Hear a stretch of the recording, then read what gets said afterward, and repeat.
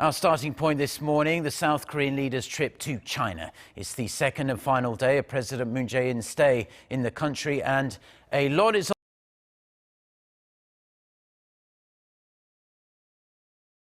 meet one-on-one with Japan's Prime Minister at a time of frayed relations between Seoul and Tokyo. Let's get the details from our presidential correspondent Shin Se-min, traveling with the president. Se-min, has the busy day of diplomacy started in Chengdu? Right. In fact, yes, as we speak, first on President Moon Jae-in's schedule on this Christmas Eve is the business summit with the leaders of China and Japan, hosted by the businessmen and women of all three countries. With all the business bigwigs gathered together, the leaders are set to discuss issues of free trade agreement as well as their economic cooperation in the face of growing trade protectionism around the globe. Next up on the South Korean leader's schedule, the three-way summit. His goal is earning the support of Beijing and Tokyo for the Korean peace process.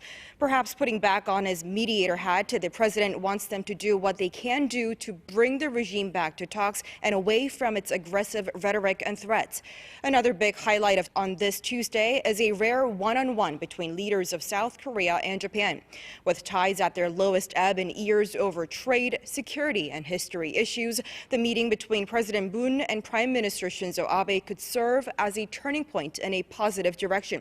Still, tensions linger. Ahead of their summit today, the Japanese government announced last Friday that it has relaxed some of its export restrictions against Seoul, a move viewed as a conciliatory gesture. But the South Korea's presidential office said that while the move may be deemed quote-unquote some progress, it is not sufficient enough to put the issue of the trade controls to bed. As for how the summit turns out, there are still a lot of unknowns. We'll just have to keep a close eye on the developments happening today throughout before the president heads back home to Seoul later in the afternoon. Mark?